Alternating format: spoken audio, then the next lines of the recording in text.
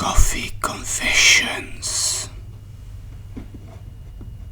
Hello and welcome to a new sub-series on critical coffee considerations, Coffee Confessions. I have here my good friend Charles from the churchyard with me. He's ideally suited to be confession Confessionist, master. I'll be doing the confession. So this one is titled Why I Quit Academia.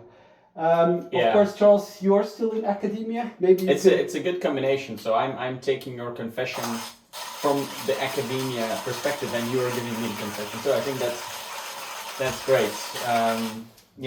So to get started, of course, this coffee confession. We'll be having a coffee. Of course, as you do. It's always good to have a coffee when you need to talk about difficult things. Yeah. And I'm also having the Vietnam giant beans. I was putting in the last one here. It's actually a 14-gram shot. So we're going for a doctor's shot according to the Espresso Institute. Yes, maybe if you. I mean, it's been a long time. It's been and I like this one. You like this one?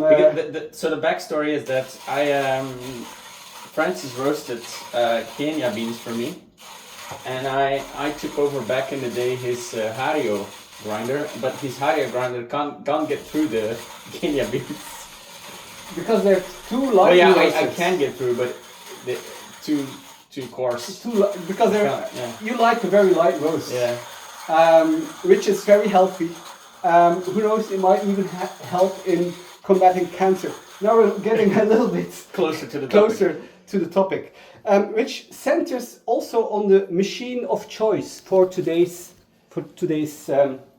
Vietnam Doppio 100% Robusta shot, which is this DeLonghi Dedica. And in fact, Charles is quite familiar with this model. Very familiar. Very familiar. Can you tell us why? So back in the day when we started ages ago, we started the journey with the DeLonghi because it's a very easy machine, and back in the day Francis recommended me to get that one to get started. So I bought the same one, the different color, and it's been. I mean, I actually like it because I don't need a super technical machine, and for me it's perfectly fine. It's nice. And it's at a very nice price point. Mm-hmm. Now, the means into which I was actually introduced to this machine was when I was a full-time cancer researcher. My PI, and PI, that's a fancy abbreviation for saying principal investigator. In the world at large, maybe you would just say a professor. Like Charles is also a professor. Well, it's used mainly in technical universities or clinical settings where you have a laboratory, and the boss of the laboratory's research is called like the principal boss, like the principal researcher. So that's the word is. Yes. Principal investigator. Exactly. So my principal investigator at the time, and we're speaking actually almost 10 years ago, he was sometimes just a little bit confused, you could say, and he accidentally bought, I guess it was on Amazon, 2 times the exact same machine, which was a DeLonghi Dedica, a much older model than this one. And he was then kind enough to put this machine in, the common area. And at the time I was making my coffees with the Senseo, I was really enjoying the fake foam you get out of Senseo.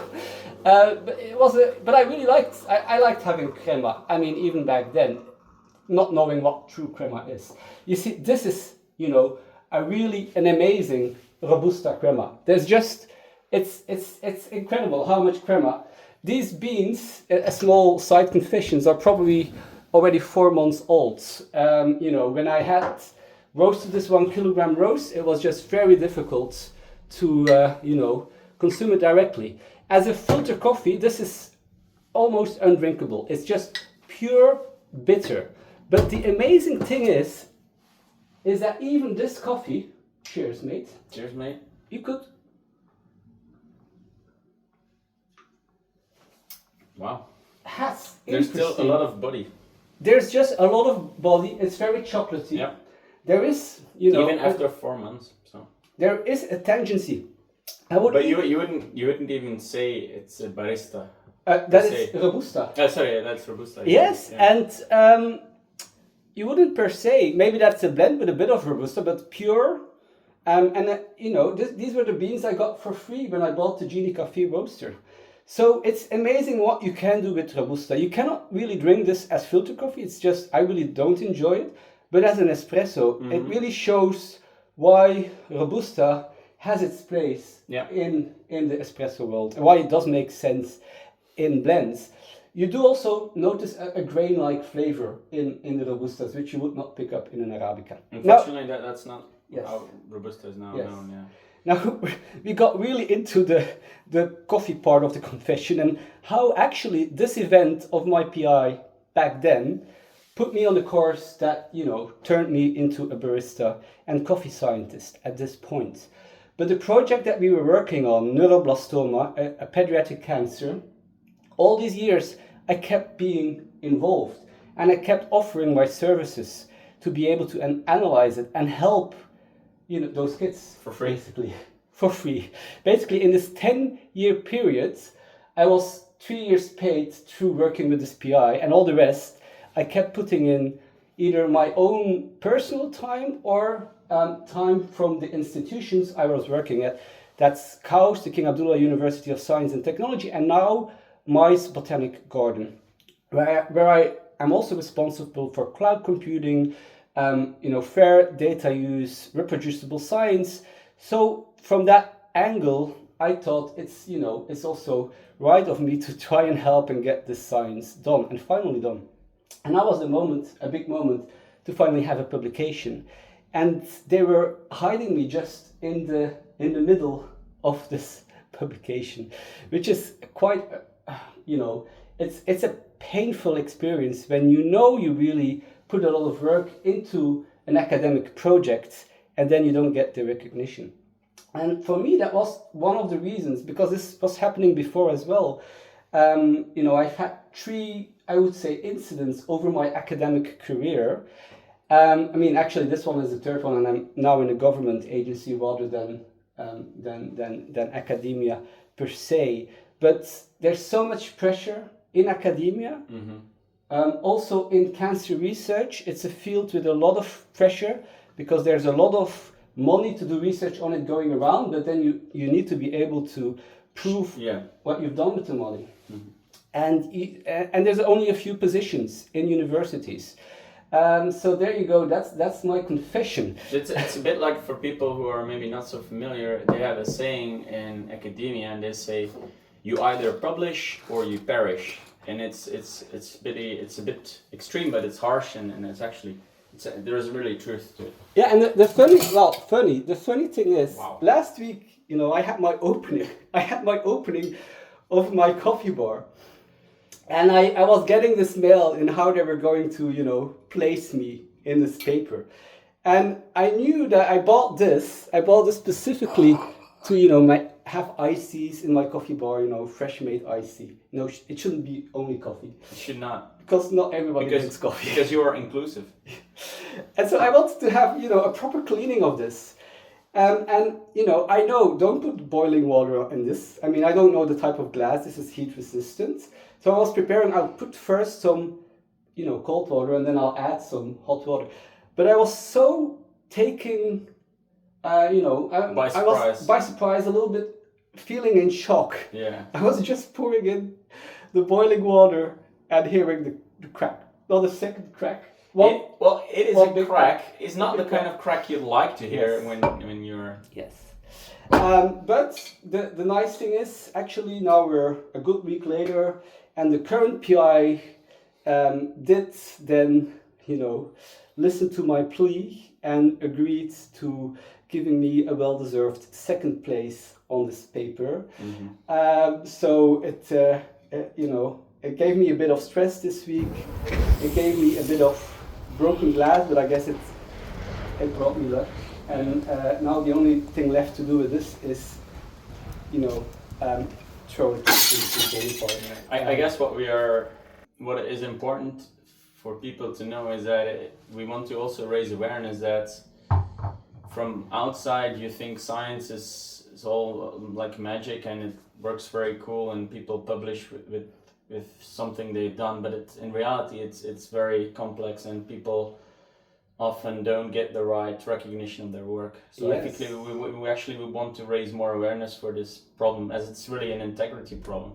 Yes, and times are not getting better because the pressure is even building up further thanks to people like Trump cutting in university grants and budgets to be able to do research that we all benefit through as a community, as a humanity. As a humanity, the people having the luck, because you have to be fortunate to be able to do a PhD. We've both had that luck come across our path. We weren't actively seeking for it, but it is a very nice time of working, studying, and trying to help in a certain scientific field. Now, if you're cutting in these budgets, if your politicians tell you, this is an easy cut, we won't feel it. Well, you won't feel it tomorrow, but you will feel it in 10 years. Innovation, all those things, solutions to problems like cancer will be going down. Today is actually also an event here in Belgium. They're coming here in Bruges, 1,000 kilometers cycling against cancer. Well, it's a foundation. It will It's change a foundation people's to lives. They promote. want to raise money for this foundation, and they want to. They ask people to do the races. Yes, and raise money Yeah. to be able to do cancer research. So definitely help out on this.